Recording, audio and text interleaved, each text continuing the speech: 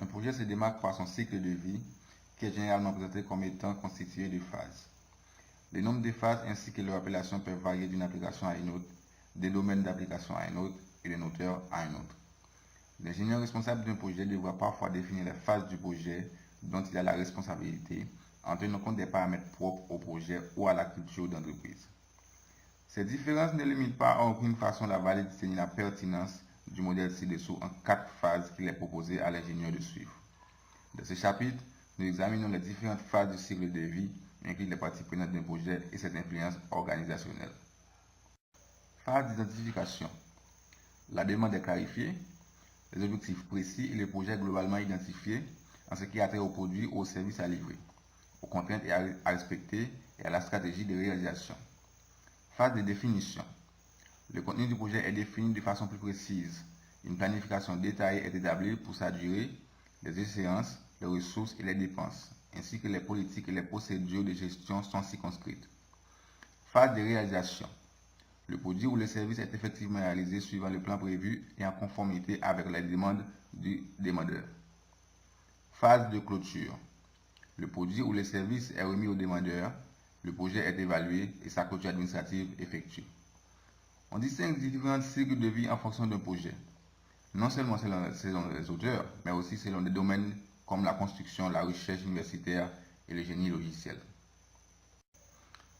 Caractéristiques du cycle de vie d'un projet. Le cycle de vie du projet définit les phases qui relient le début et la fin du projet. Par exemple, lorsqu'une organisation identifie une opportunité à laquelle elle voudrait répondre, elle autorise souvent une étude de faisabilité avant de décider si elle doit entreprendre le projet. La définition du cycle de projet peut aider le chef de projet à déterminer s'il doit traiter l'étude de faisabilité en tant que première phase du projet ou en tant que projet séparé ou indépendant. Lorsque l'aboutissement de tel effort préliminaire n'est pas clairement identifiable, il vaut mieux traiter cet effort en tant que projet séparé. En général, les cycles de vie du projet définissent, premièrement, le travail technique à exécuter dans chaque phase. Exemple, dans quelle phase le travail d'architecture devrait être exécuté. 2. Le moment où les livrables doivent être générés dans chaque phase et la manière de les passer en revue, de les vérifier et de les valider.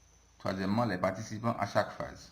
Exemple, l'ingénierie simultanée, que les réalisateurs soient impliqués dans les exigences et la conception.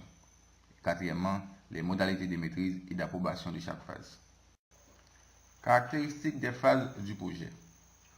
L'achèvement et l'approbation d'un ou plusieurs livrables caractérisent une phase du projet. Un livrable est un produit mesurable et vérifiable du travail, tel qu'une spécification, un rapport d'étude de faisabilité, un document de conception détaillé ou un prototype opérationnel.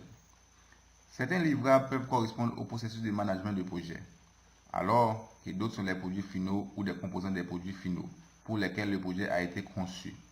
Les livrables et par conséquent les phases font partie d'un processus généralement séquentiel, conçu pour assurer la maîtrise correcte du projet et pour aboutir au produit ou service voulu constituant l'objectif du projet.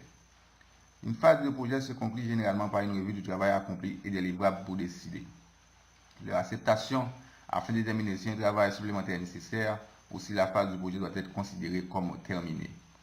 Une revue de management a souvent lieu pour décider de démarrer les activités de la phase suivante sans pour autant clore celle en cours, comme lorsque le chef de projet opte pour une exécution accélérée par chevauchement.